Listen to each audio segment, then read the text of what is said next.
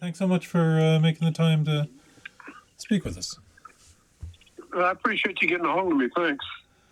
Okay, great. Yeah, so the Facebook group has a bunch of questions. I'll, Right. I'll go through them and just, talk as much as you want. Sure. Okay, great. So I guess first, did you come from a musical family?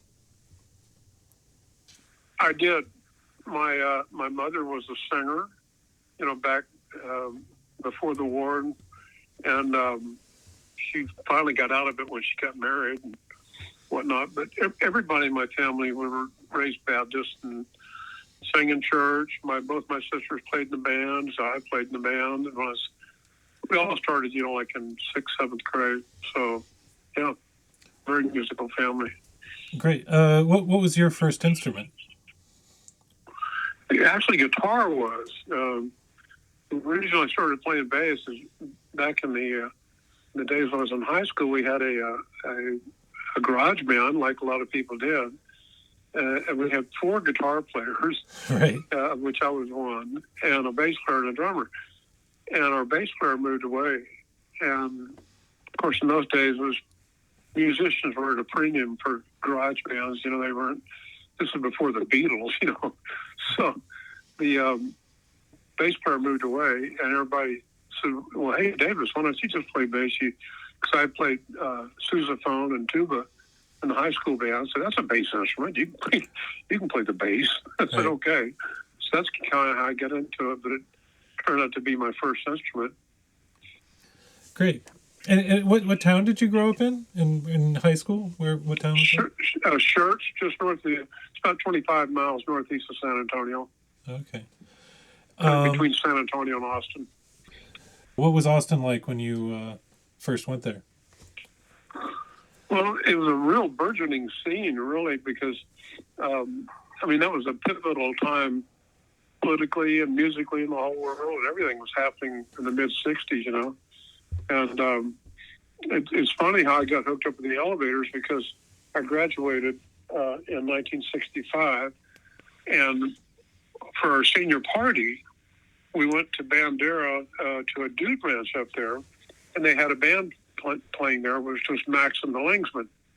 Oh. Well, Stacy Sutherland and John Ike were in that band. Right. So I met them, and then I graduated 2 months later and went to Port Aransas. And who's down there but Max and the Lingsmen playing in the dunes, the club right on the beach there. It was just kind of rock and roll heaven every night, So we had already met, and this is before Tommy and Rocky came into the picture. And so that summer, we spent the whole summer, and I had a job selling bait and gassing up party boats to go fishing. So I'd do that like 5 in the morning until noon. And then every night we'd go to the dunes and play rock and roll music and party, So that's how I met those guys. So they took off after the summer was over. I had met a girl, moved to Houston, and they headed north and went to cut the first album. So for me to come full circle, 2 years later and join the band was a natural, because I was already signed to international artists anyway with a group called the Grits Band. And I had a band called the Starvation Army Band. And so I already knew the Elevators. We had been friends since 65. So that's kind of how I got in line to go in the band, I guess. Great. So when you first met them, did you jam with them then? Yeah, day and night. It was all music, Wow. Of course, they had their band, Max and the Lingsmen. Right.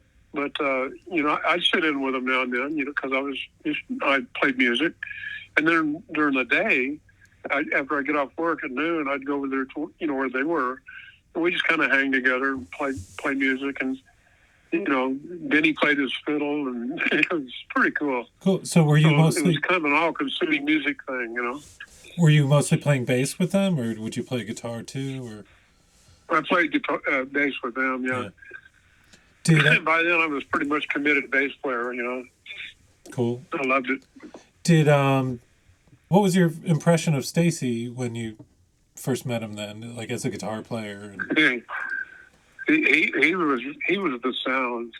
He was really him and John. I drove that band, but Stacy just had a sound, and it was very evident even then. And that's kind of why they became the Elevators, between Rocky's voice, and Tommy's writing, and Stacy's guitar sound, and John Ike's drumming. Yeah, that was the band right there.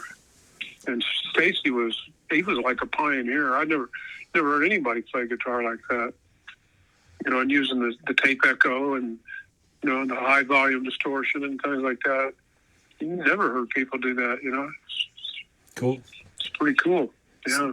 How is it they like asked you to join the band? How did that come about? Well, when the band took off, Denny was the first bass player. So there were 9 Elevators. It was Rocky and Tommy and Stacy. And then there were 2 drummers and 4 bass players. So Benny Thurman was the first bass player. Right. And he wasn't all that good, as far as compared to everybody else. So it was a kind of a natural thing for Ronnie Leatherman to come in and replace him. He was from Kerrville. Stacy was from Kerrville. So they knew each other. They played together. And Ronnie was a really good bass player. So that's how Ronnie got into the group. And then when Ronnie and John Ike left the group at the same time, that's when Denny Thomas came in on drums and Danny Galindo on bass. Right. And Danny Galindo was there for the Easter Everywhere project and played, I guess, 7-8 months. I'm not sure how long. But right after that, he left, and that's when they talked to me about coming to the band. So we were, like I said, I was signed to International Artists at the time as well. So we were around each other all the time, and I had played with them for years and known them for a couple of years by then. So it was just kind of a natural fit, I think. Could you describe, you mentioned the Starvation Army Band, and another band. Could you describe... Yeah, the Starvation Army Band was the first original house band at Love Street Light Circus and Feel Good Machine down in Allen's Landing in Houston. Wow. And that was David Addix that owned that. I mean, it was the first light show in Texas. I mean, it was huge, psychedelic thing. And they had mats where you'd actually kind of lay down and with a bunch of pillows and watch the light shows. And I mean, the light show went on around the whole room. It wasn't just behind the stage. Right. And so it was pretty pioneering kind of place. And when it first opened in 1967, the Starvation Army Band, we were that first house band. And what was your what was your music like? What were you doing? We did the original Starvation Army Band. We were doing covers in top 40, and then Bill Easley, who played 12-string guitar in the band, he and I decided to break off, so we wanted to do original stuff. We were both writing, and of course the psychedelic music was coming in and was getting big, So we played kind of a raga rock, original stuff. So we decided to reform the Starvation Army Band. Johnny Todd and Scott Taylor, the keyboard player and guitar player, they joined the service, went off to join the service. So the band was just Bill and I, and we decided to get another drummer, which was John Hill, or they call him Loma. Now Loma has a studio up here in Fredericksburg. And so we were a trio, and we just overnight went from playing covers in top 40 to being an all-original raga rock band, if you will. Right. So you had how long were your songs that you would play? Oh, we probably went for about a year, I guess, close to it. And then I helped put a band together with Snuffy Walden and Linda Waring called the Grits Band. And Snuffy, at the time, he was the hottest guitar player around. Him and Stevie Ray and Johnny Winters, they were the king of the blues players in Texas. Right. And so I went to the Grits Band, and that's right after that. There was the Elevators, needed a bass player, so that's when I went over there in '68. So when you joined the band in '68, what was your impression of them as a group at the time? Well, I really liked the Elevators because we'd been friends for a few years anyway. Yeah. And so I knew him personally. I wasn't, and just being a musician and signed to the same record label, we were together a lot. The Grits Band and the Starvation Army band that I was in, we actually opened for the Elevators several different times, different places. So we were good friends, but I liked their music. The Stacy and Danny Thomas and I were pretty close. So Rocky, we would drive to the gigs sometimes with Rocky, and but he always had kind of a separate entourage, if you will, around him. Yeah. And then the rest of the band just kind of hung. And then Tommy was always preaching to somebody about something, But the core of the band with the rhythm section, when I was with them, Stacy and Danny and I, we were pretty tight. We hung together all the time, and rode together to all the gigs. And Danny and I lived together in funky mansions over there for quite a while too. And we all lived at the Western Skies Hotel, before we had the funky mansions. So we all lived together, played together, worked together, So where were the first gigs you did with the Elevators? Was probably early '68. Because we had done Hemisphere was in '68, and that was in San Antonio. And my last gig I did with the Grits Band was at Hemisphere. So it was right after that I went with the Elevators. So right early '68. Did you do gigs with the Elevators at Love Street? Yeah, we did several gigs at Love Street and the Vulcan Gas Company, and we played out at Rice University, and we did some gigs around Victoria. We did. Yeah. I guess the whole time that I was with the Elevators, I did maybe a dozen gigs with them before the band split up. Did you play the Living Eye or the Catacombs? No, I never worked the Living Eye with them. I went there, but I never worked there with them. Yeah. So what was a gig like at Love Street with the Elevators? It was pretty cool because it's a very psychedelic place, and of course, the Elevators, was the LSD and the experimental drugs and things like that. It was always around.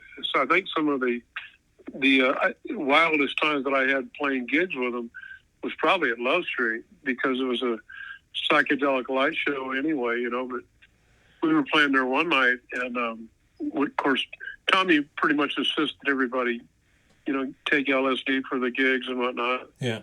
And so that night we're all stoned, and Rocky gets off the stage, and he kind of walks behind the stage, and he's singing.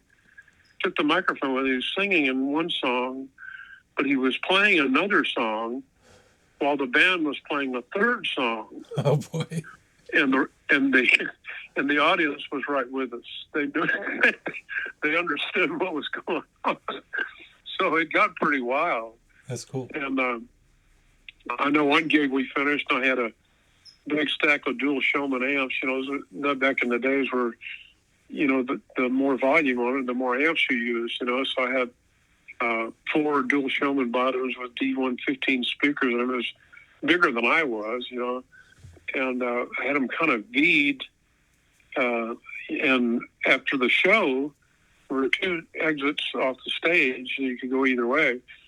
Well, I turned around to go off the stage, and I thought my amplifiers were the door.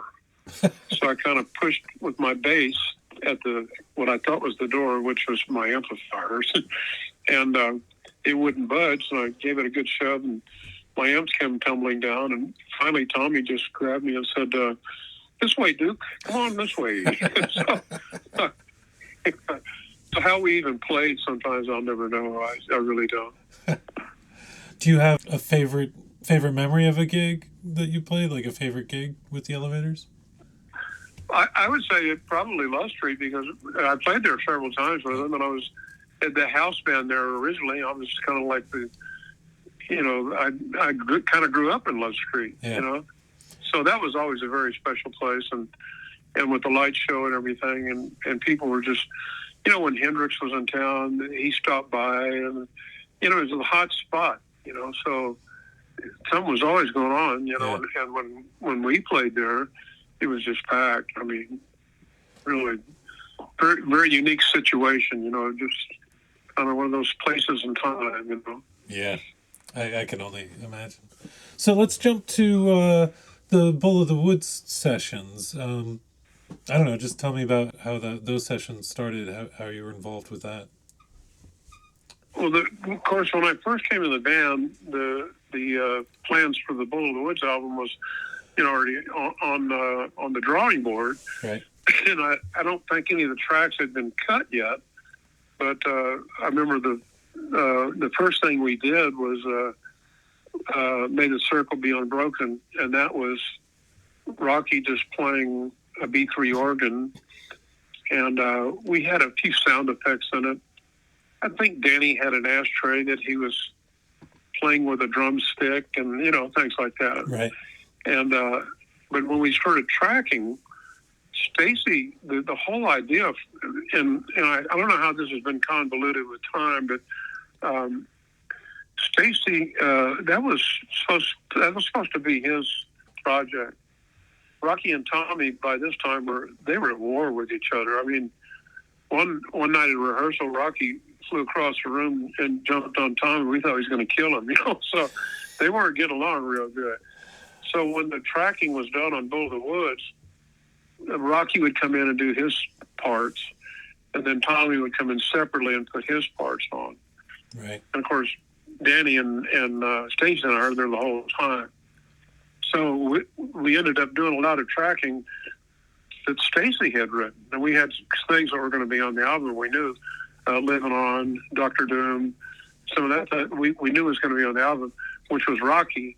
But it was supposed to be somewhat of a crossover to get Stacy to do some of his stuff. I think the band always supported Stacy and his. He never really got to do any of his songs, and he wrote some really cool stuff. So that was supposed to be the first coming out for Stacy, if you will, and marry him into the sound. But that became a problem because Stacy just didn't buy into Tommy Hall's sermons very much. He didn't really much care for Tommy. Of course, Tommy had control of Rocky, and that was what people were hearing was Tommy's lyrics and Rocky's singing with Stacy's guitar. It wasn't Stacy's music. I mean, songs. It was his guitar.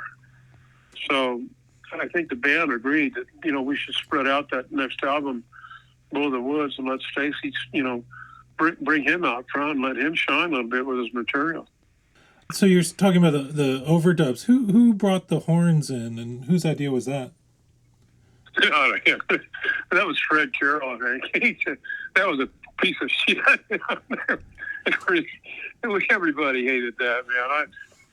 I mean, we walked in and heard the horn session was done. We weren't even around. We had no idea it was even being done. Right. And we went out and Fred Carroll says, "Hey, check this out," you know. And everybody just freaked, like, "What the hell are you doing?" So it wasn't well received at all. Well, that answers my the next question. So thanks. Of your performances with the elevators, the ones you recorded, Bull of Woods, what's your favorite track? Man, I don't even know if I have a favorite. I enjoyed the whole time because really it was with Stacy and Dan and I just jamming every day. And Stacy says, "Hey man, here, check this riff out." You know, and he'd do a riff. We'd play along and jam with it, and he'd start singing. He already had some words in his head, you know, and it just turned into songs. And we were cranking out, God, I don't know, we must have done 20 songs like that, just spur of the moment, kind of creative, you know, on the spot.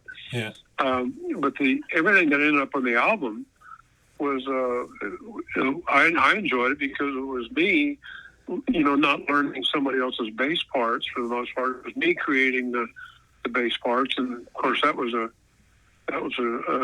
big thing to me to be a part of that, you know. Oh, yeah. And probably the neatest thing that happened on the whole Bull of the Woods session though was the Lightning Hopkins project, because we were recording one night. There's just Stacy and Dan and I, and Leland Rogers walked in, stopped the sessions, and he just walked in the studio and he said to Danny and I, "How would you like to play on an album with Lightning Hopkins?" We both went, "Yeah, well, sure," So he said, "Go home, take a shower, get something to eat, come back. We're going to record all night, probably." So we left, went home, and of course we were blasted anyway. We were always high on something, So we went, took a shower, got a bite to eat, came back in, and when we did, Lightning was there, and he had his cousin Elwood on piano, and then Billy Beiser on harmonica. It's kind of his regular band, but he didn't have a regular bass player or a drummer, and I guess that's kind of how we got into the sessions. But International Artists had this idea to marry Lightning. Was getting really big in the hippie scene. The blues, were coming into the hippie scene with Johnny Winter and of course Lightning, and a lot of the black blues players, Delta blues players, was getting really big in the 60s. So they had convinced Lightning to cut this album. And with that, they supplied Danny and I as his rhythm section. So we walked in to do the album, and Lightning was a very racial motivated person. He didn't particularly care for white people, But when we walked in, of course, we were already high anyway on something, I don't know what. But he pulled out a bottle of that Dowling Street gin, some of that moonshine or whatever it was. Yeah. And he said, "I ain't got nothing against no white boys." He said, "We're going to drink first." So we had us a few tips and just started playing. And immediately, Danny and I locked into him right away. And you can hear it on the sessions. It was magic, just plain magic. And, of course, Danny didn't have to worry too much, but Lightning would play 16-bar blues 2 or 3 times around, then all of a sudden be 15 bars. Right. Or 18. So if you made it was a major train wreck, we'd stop the tape, and Lightning wouldn't say, "Well, it goes like this here," or "do this, that," or whatever. He'd just say, "Let's try another one." He would just start. He wouldn't count it off. He'd just start. And Danny and I just had to be there. And I was amazed. I listened to that album about 3 years ago, and it still stands up as one of the best blues albums around. I mean, immediately it was became kind of a collector's item in the blues field. And I was the one that had to worry about the chord changes. Danny didn't have to worry about that. Right. But it was just really cool. And Lightning, within an hour or two of the session, he really let his guard down with white people, with me and Danny. He said, "You guys play, man. You guys play. You want to play with me?" So we started doing gigs with him and stuff. And the white-black issue, it was never a problem after that. We'd go over the, Irene's and some of the blues clubs that were all black, yeah, and play. And nobody ever bothered us. We were with Lightning Hopkins, man. It was carte blanche for Danny and I to be hanging around and playing with Lightning. That must have been amazing. The recording went for like 2 days. I mean, we just kept playing, and Fred Carroll would come in every 30 minutes because we're on 2-inch tape, back then. And those are like 30-minute rolls. So every 30 minutes, he'd just come in and slap a new roll of tape on and leave. He'd come back 30 minutes later and put another roll of tape on. And that's kind of how the sessions happen. So to be entitled Freeform Patterns, that was indeed what it was. And it was just a blast. I mean, we did that for a couple of days. And that's what that album turned out to be. So back the first night with Lightning, like did you guys finish that bottle of gin or moonshine by the Oh yeah, oh yeah. I think that's probably why we stopped. I think they took a break to go get some more. But Danny and I, we were, like I said, we were always high on something anyway. Yeah. And I swear to God, that stuff looked green to us. It was pretty raw alcohol of some sort, Yeah. But Lydon was a blast, man. And to see how he treated other white people compared to the way he treated Danny and I was just night and day difference. It just blew us away. Just the music connected with him, the way we played connected with him, and we were all of a sudden he was very neutral with us. That's great. So let's jump back to the Bull of the Wood session. Did you guys rehearse before you went into the studio, or what kind of preparation before, if any, going into the studio was there? I don't know if you can really call it a rehearsal. There was always a guitar sitting around. We were living at the Western Skies Motel at that time, and the whole band was. And Stacy pick up a guitar and hey, let's. I got an idea, and he'd start playing something. We'd listen to it, say, cool, and we'd just go to the studio and cut. There was we could go in and out anytime we wanted. So we just called, make sure that Fred Carroll or Jim Duff, one of the engineers, Frank Davis, somebody'd be there, and we just go start jamming. So those are the ideas that sometimes were spawned into Western Skies Motel. We just took to the studio and started playing riffs, and the song just would be born actually as we're jamming on it. So there wasn't a whole lot of them that were really crafted and certainly not like Easter Everywhere, where it was a really specific thing. A lot of it was just very spontaneous. Since you mentioned Easter Everywhere, was Bull of the Woods recorded in a similar way? I've read how Easter Everywhere the band kind of played it all together, and then each person went back and overdubbed their parts. Did you do? Yeah, that was a totally different experience for the Elevators, because everything was always done live. The first album was done in a few hours. Right. You know what I'm saying? So it was a new experience, but I had been working as a session player for international artists before I went with the Elevators, and I was playing a lot of sessions, so I was used to overdubbing and doing everything from jingles to playing the blues. So but getting together the rhythm section with just Danny and Stacey and I, and cutting a track, and then have Rocky come in and do his part, and then put his guitar on later, and then have Tommy come in and do his jug part. That was totally new to the Elevator chemistry. It's always been everybody played live, But by that time, Rocky and Tommy weren't getting along at all, and Tommy and Stacey weren't getting along at all.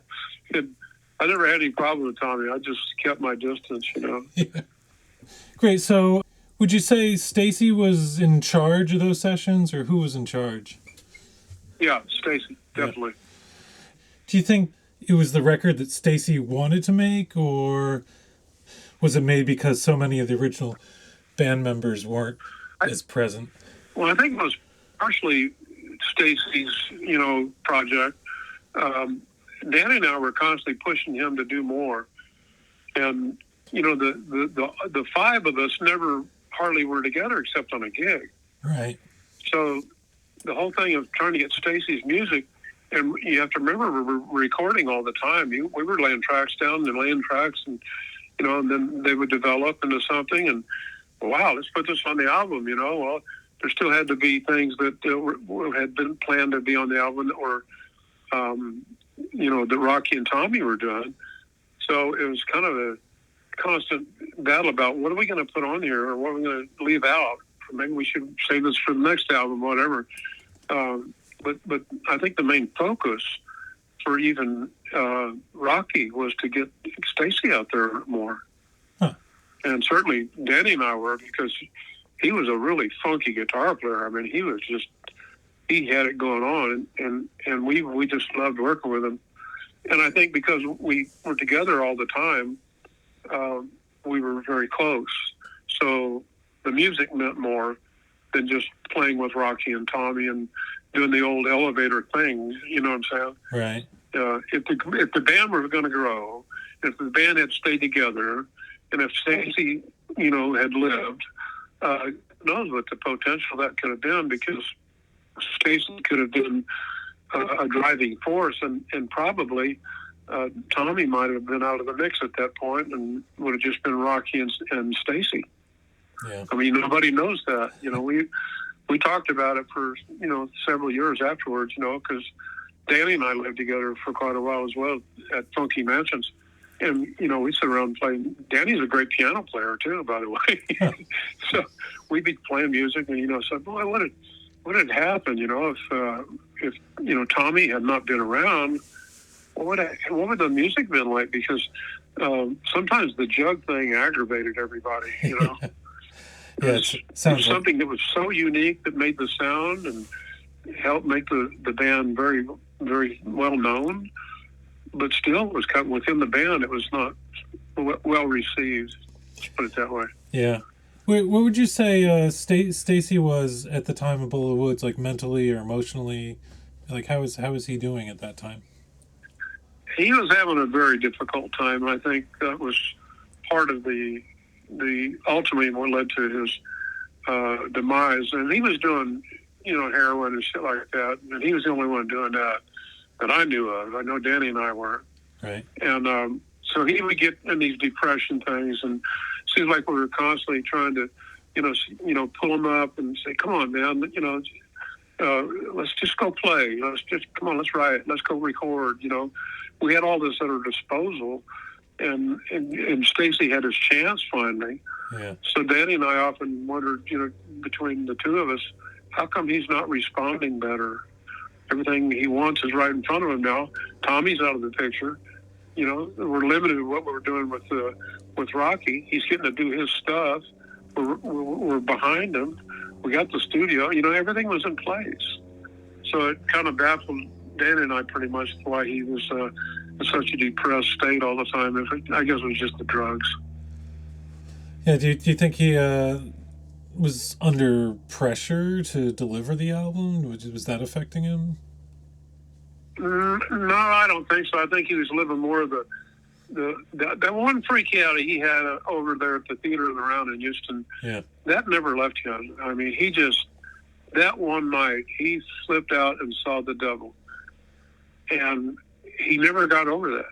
Yeah. And every time he'd get to that edge that, like where he was going to jump off the cliff kind of thing, he'd always bring that up, man. He said, no, this is the devil. This is the work of the devil, So I don't think anybody that had a bad trip like that, I don't think he ever forgot it. So I think he relived that too much. And that might have been why he started doing other drugs. I don't know. Did he describe that to you? Did he talk about that experience with you? Oh yeah, it was kind of a sense of pathos that was always there, and it seemed like Danny and I spent as much time trying to talk to him and cheer him up and get him to be positive than we did actually playing music. I mean, half of the time was spent trying to kind of repair Stacy emotionally and spiritually. I think that just the whole pressure, especially Tommy, really wore on him over the years, and couple that with that one freak out thing he had, he just never was the same. I don't think he could never find the joy in the music that he had at one time. Huh. But I think once the band split up, I think he was, he did start getting into some other things and whatever. I think things turned around for him. He met Bunny, and all that. That seemed like it was a positive deal. But as we know what happened, that just was yanked out from all of us, just snatched off the earth. Yeah, it's terrible. During the Bull of the Wood sessions, how did Stacy feel about like Rocky and Tommy not being around? He rather enjoyed it, I think, because the whole chemistry of the original Elevators was such a crazy, crazy time to him. I think just the change of pace of being able to relax. And if we wanted to, let's do another take on that, or let's stop for a while and come back and do something different. Stacy was controlling that, and not Tommy. So I think that gave him a comfort zone. He enjoyed working on the album. We were doing a lot of his songs. There was a lot of positive things about that. And if he hadn't have been wrestling with his demons so bad, I think we probably would have got a more productive thing out of him. I'm sure. But I swear to God, Danny and I felt the same. Stacy could have easily been the whole album, and it would have been very cool.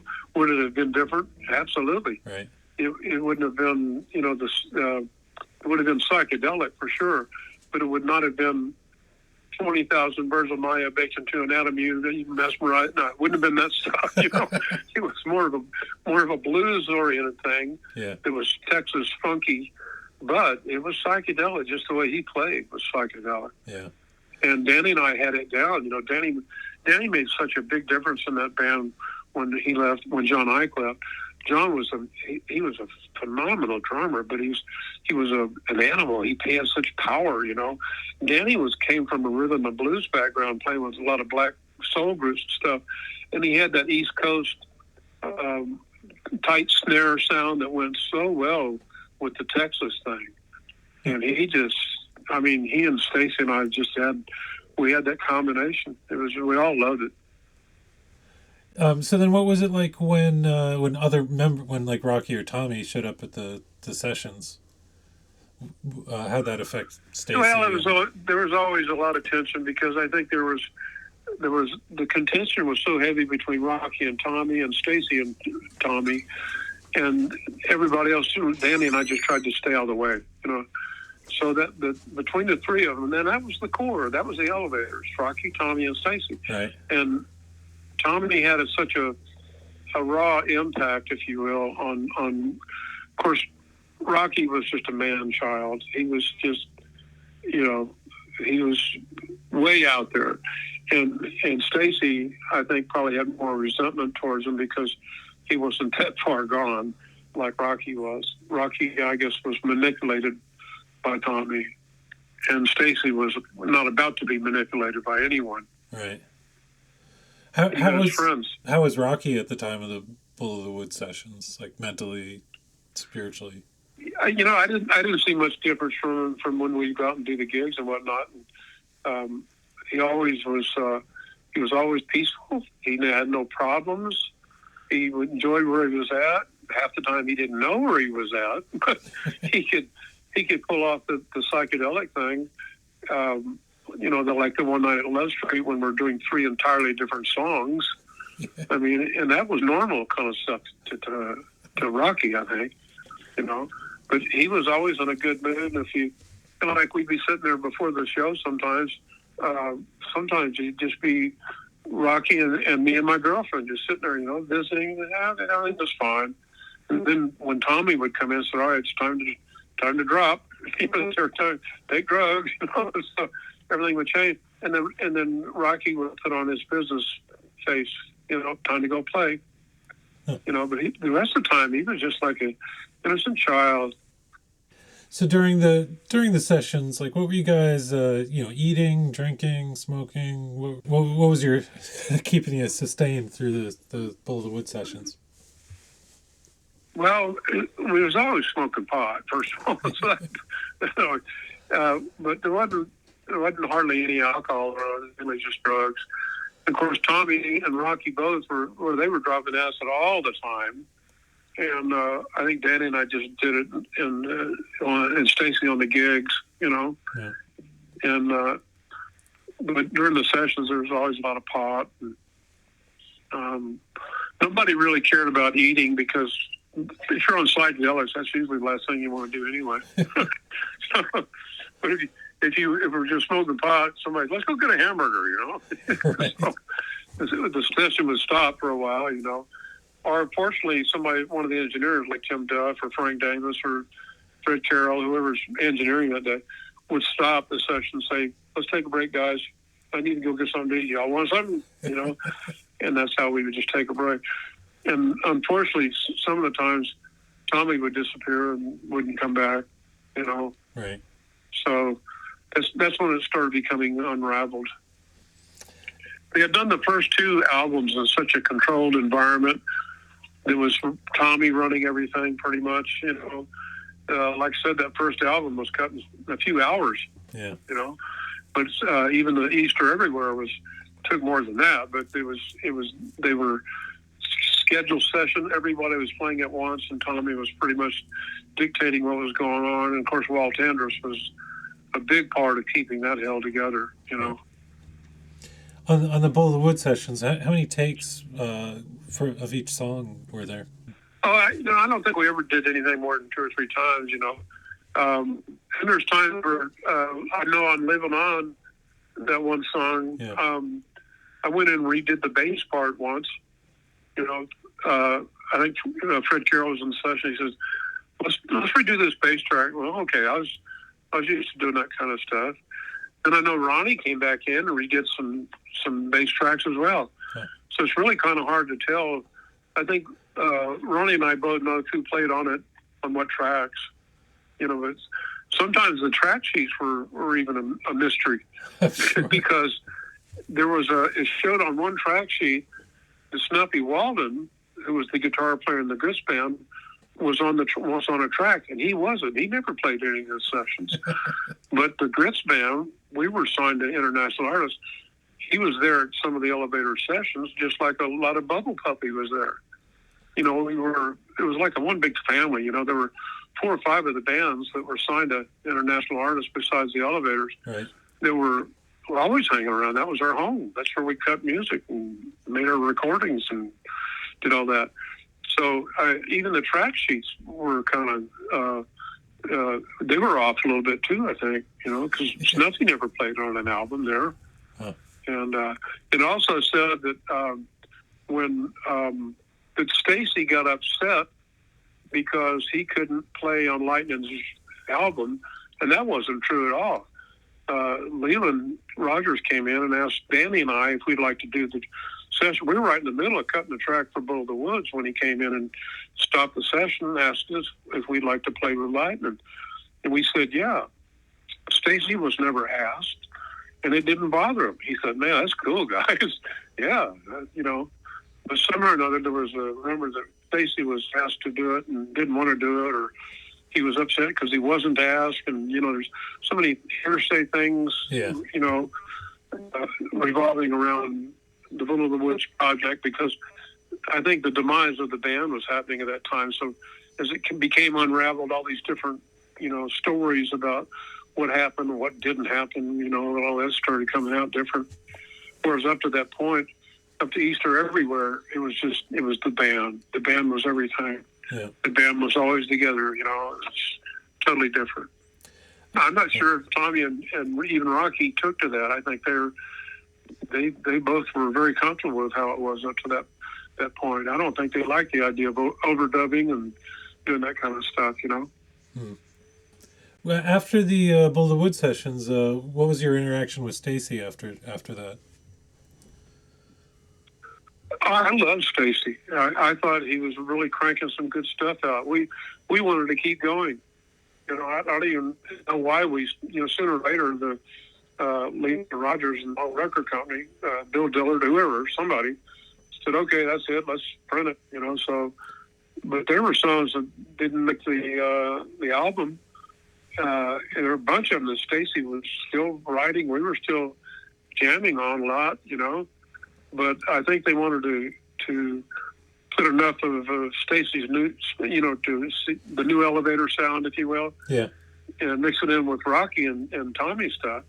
But the Jug wasn't on everything either, you know. Yeah. So it was a totally different thing, and I'm not sure if that was a good thing or not. Who knows? I mean, who knows what the general public wants and likes at any given time? But with the Elevators, it was a sound, and that Jug, like it or not, was part of the sound. Right. So you kept jamming with Stacy afterwards and kept working on material for a little while, or how long did that last? Yeah, we kept playing. I mean, there was, and by then the band was splitting up. I think we did maybe, after Bull of the Woods, I think we did maybe 2 or 3, maybe 4 gigs at the most. And it was, you know, it wasn't like it was. It certainly wasn't like it was in the beginning. Yeah. But I think when the band was at its peak, right when John Ike and Ronnie Leatherman left, and then I think the only good thing that came out of that was the Easter Everywhere project. That was one hell of a record. That Easter Everywhere that was the elevator Sergeant Pepper right there. For sure. That was a phenomenal album. But I think the band had split up, and then the new guys had come in with Danny and Galindo and Danny Thomas. And then after the album came out, Danny Galindo quit, and I came in. So it was coming unraveled at that point. You know, it wasn't like it was like 2 years earlier when the band was just, riding the crest of the wave. Yeah. So when you see any band fall apart like that, it's always everybody knows it's happening, but it's not a pleasurable thing at all. So that's when people started getting, the backbiting and the contention and all that kind of stuff starts coming up, the black energies and stuff. And that's what was bringing Stacy down more than anything, I think. That one freak out he had. So some of those shows after, did you do elevator shows without Rocky after the Bull of the Woods? Or no, never did. Okay. Nope. And then would you? So you're saying like the band was unraveling. Did you like leave the band yourself or like? What? No, we kept living together. And I was with. We left Western Skies Motel, and the whole band was staying out there for about a year. Yeah. And then we went to Funky Mansions, and so Danny Thomas and I were still living together. But so were about 8 or 10 other people. It was like a little commune there, if you would. Right. But Dan and I kept playing. Like I mentioned, he was a great piano player. He had an upright piano in his house, and he'd play piano, I'd play bass. We'd sit there for hours and playing Chuck Berry songs and Jerry Lee Lewis and stuff like that. Just having a good time, man. And Stacy was, he was off by himself by then, And after the last 3 or 4 gigs we did, that was it. Never even.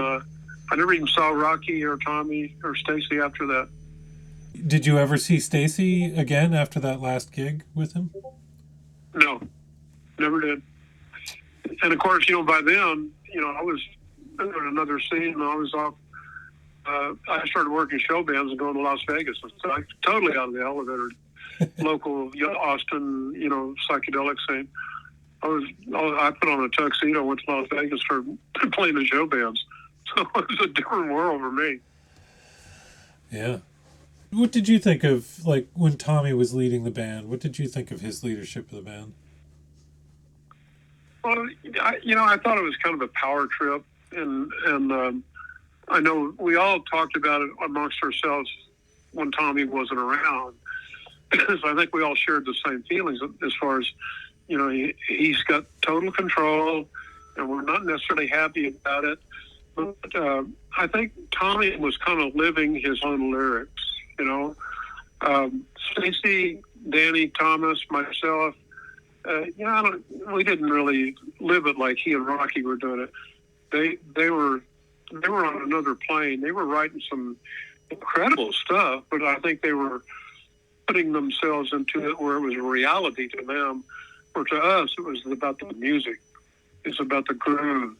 It was about the psychedelic part, just playing the love of music.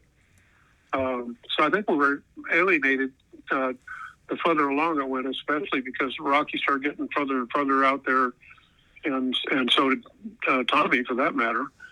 And it just got to be uncomfortable, Yeah. I think when you're feeling manipulated, it's always uncomfortable. And that's kind of what Tommy did. He manipulated the whole elevator thing. Rocky was immune to it because he was in another plane. he was Rocky. Did Tommy try and manipulate you in ways, or how'd you handle that, your interaction with him? I never had a problem with Tommy because I just pretty much stayed away from him. And when I was around him, it was just at gigs or in the studio. So there was a little clique, with, of course, he and Clementine and George, and all these people they were kind of the entourage of the elevators, and I was never around that. I didn't. I was just hanging with Stacy and Danny. Right. We were the rhythm section. So, And, Rocky came in and out with us, and he came in and out with Tommy. But, Tommy he had created the whole thing. He had the vision. He took "You're Gonna Miss Me," which is a song that Rocky wrote long before Tommy even knew him, and somehow or another made it an elevator song, and the meaning was even on the first album. You read the liner notes on it, and Tommy said, "Well, it really means this and that, Yeah. this and that," and shit, it was just a rock and roll song, So Denny and Stace and I it was too much rock and roll to us. The whole hidden message and the higher plane of spiritual attunement and all that went right by us. It just didn't mean anything. But when we were playing, it was the music. So what kind of equipment were you using? What bass, what amp were you using on the Bull of the Woods sessions? And just with elevators at I that had time. a Fender Precision. Yeah. Fender Precision bass. Yeah. And I still do, as a matter of fact. I still got it. Oh, yeah? You got that original P bass? And what amp were you using at the time? I was using dual Showmans then. And, of course, Standell sponsored the elevators for a while. And but I'd never cared much for the Standell products. But I had 2 dual Showman and then 4 dual Showman bottoms. So I had 8 15s and 2 amps wired together. So it was a wall of sound. Wow. Did you use any other gadgets between your? No, nothing. Just straight in the amp. And of course, you go right in the studio and you go right on the board. I never did that. We always went live and mic'd everything. Right. In the studio, did they baffle you guys to try and isolate the sounds? Were there little sound barriers between you, or? He had there was a baffle system when we did Bull of the Woods. We did that at Gold Star, and they used a baffle system. They were about 4.5, 5 feet tall on rollers. Yeah, about 6 feet long. So they would just roll. Like Danny would set up in the corner and then roll 2 of those in and make a little cubby hole for him, But he could still see over the top of those. right. So we could communicate visually, And then, of course, it didn't make too much difference where I stood or sat or anything else. But Stacy needed to be close to his amp to get that sound, Right. get the feedback, and he'd wiggle the guitar at it and do these weird sounds. It really took high volume and be in a certain proximity to the amp to create a lot of those sounds, I think he's using the Echoplex a lot too, tape echo. That's fantastic stuff. How old were you when you grew your hair out, and what was your parents' response? It's kind of funny because my grandparents, they loved Lawrence Welk, and so I came off the road with the elevators, and of course word was all over town where I grew up. Sure, it's just right out of San Antonio, and my grandma thought it was the work of the devil, that out getting all hopped up every night and playing with heather music, stuff like that.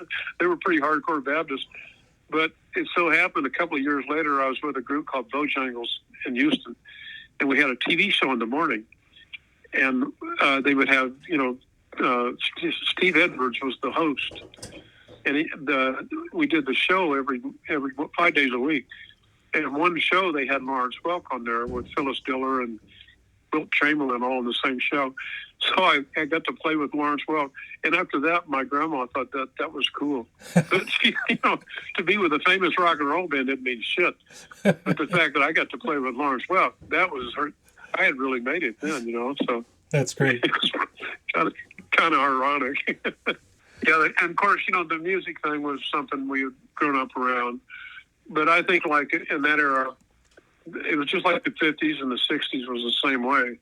That your parents and your grandparents thought it was just the devil's music, and it's just a bunch of loud noise and all that stuff. And it's no different from generation to generation. I guess the kids and the youth always have their music. Yeah. I've gone through all the questions. Is there anything else you I don't know want to say about your experience with the elevators or?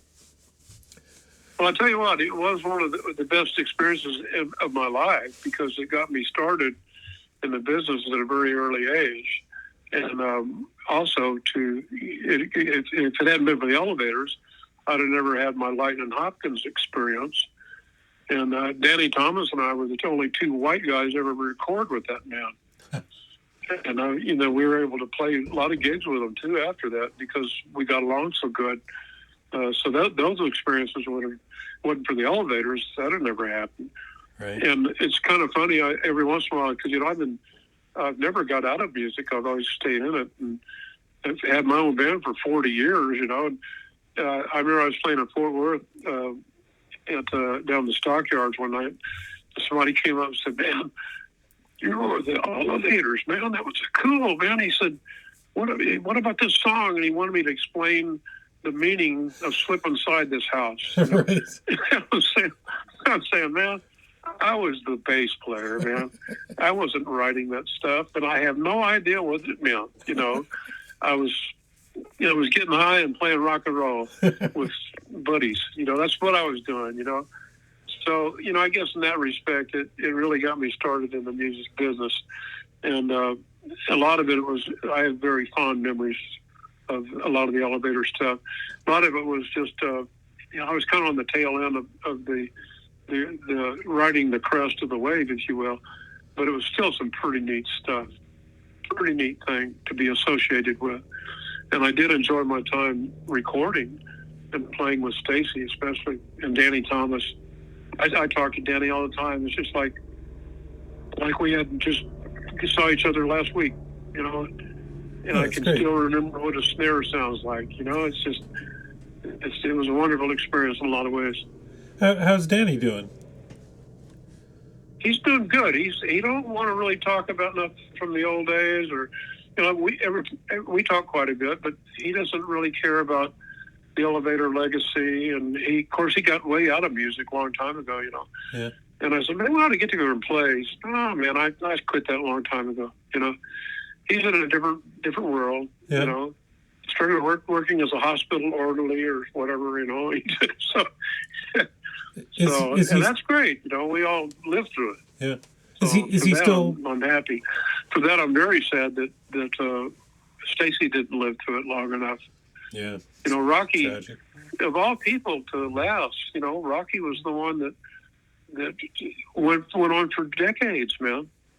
He, if you look at the law of averages, he was the one that probably should have gone first. Yeah.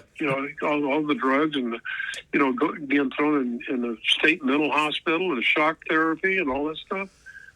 God, he went for decades, man. I go to Stacy's grave every now and then because it's just right down the road. Oh, wow. And, it's neat to walk up and see people still coming up and putting guitar picks and stuff laying down for him. And he could have been one of the great ones, man. He could have.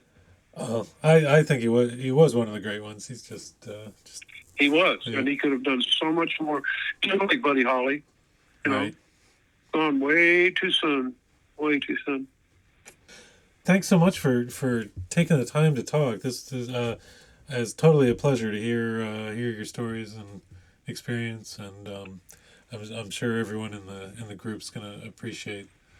Yeah, well, I appreciate it too. Thank you so much. And Danny and I talk, quite a bit. And he always refers to me as the lost elevator because, a lot of people know I played with him, and I played on the last album and all that kind of stuff. But when you hear these other things, when the band broke up. This one last thing is pretty interesting because any band that gets well known like that, you get copy bands, know. And the elevators still to this day there's a half a dozen copy bands out there doing elevator material and doing it well and sounding really amazingly close to what the original elevators were doing. But right after that, there was a small wave of it. There was a group called the Misfits. Did you ever hear of the Misfits? There's the punk band, but maybe the Misfits were a very popular band before the elevators broke. Right. They and the group called the Baroque Brothers and Thursday's Children. There were some bands, rock and roll bands, that were playing Lama San and the clubs that ended up where the elevators made it. And the Misfits were James Harrell on bass and Pete Black on guitar, and they were kind of the core of the band. Well, they were signed to international artists as well. Huh. And after the band broke up, they talked Pete and James into putting together a 13th Elevator band. James Harrell was a really good singer and could sound amazingly close to Rocky, And I remember we were at University of Houston for something, and there was music that night. So we walked in, and they were standing on stage playing, and they had a sign that said 13th floor elevators, and they were doing elevator music. And I about dropped, my mouth just dropped. I went, what the fuck is going on here, And I hadn't heard anything about this. And I walked up to the stage, and, James was in the middle of the song, And I looked at him and gave a shrug, like, what the hell's going on with this, And after the song, he just gave me a shrug back, like, oh, we're just doing it for the money. So I think international artists had put them up to it, is what they did. Huh. Try to keep the elevator in. A few more bucks, Yeah. And I think they did a couple of gigs like that with those guys. And I can't blame them, I myself went out as ZZ Top with 200 guys one time. You did what you had to do, So, but James, I never talked to him after that, But he gave me on stage in between songs that same shrug back, like, yeah, you got to do what you got to do, So I didn't think it was too weird, But it was a strange experience to walk in and hear somebody else doing a 13th floor elevator song. That was weird. I'm sure. But now there's like half a dozen groups doing it. Oh, it's great music. So good. Or talk to Billy Gibbons, man. That's somebody that'll give you a good story on the elevators. Yeah, that's a good suggestion. I'm in Los Angeles, and the last time I saw Rocky play at the Roxy, and Billy Gibbons sat in, and yeah, he would like mimic the jug parts on the guitar, and actually, it was amazing. He would do a great job of it. There's another one that's lived through all the insanity too. Is Billy? Yeah. That's a wonderful story. And that's why Billy has the best explanation of not only elevators but Texas music in general. And I heard him in an interview one time. He said, people are always notice Texas musicians because of the way we play, and the only reason we play the way we do is because we were exposed to so many different things. If you're living in Texas, you grow up with country and western swing, but the blues is the Delta music is right next to us in Louisiana and Mississippi. You grow up with the Cajunta sound, the Tejano sound, because you're in Mexican territory, but love rock and roll. All these different influences that influence Texas musicians to play the way they do. It's just culturally, we grow up in such a melting pot here that we played all that stuff. And Billy's a perfect example. He took what he wanted out of it and became ZZ Top, So it's pretty unique thing just to have Texas musicians, Yeah. I really appreciate you, chronicling, more of the elevator legacy and whatnot. It's just something that was somehow it should not be forgotten. You got to perpetuate this stuff somehow. So my hat's off to you and Kilo and a lot of the guys that are doing this stuff. Great. Thanks, Duke. Thanks. It's a real pleasure talking with you. And great to meet you. And keep in touch. All right. Keep we'll do. Say hi to everybody for me. Thank you. All right, we'll do. You take care. All right. Bye-bye. Ciao.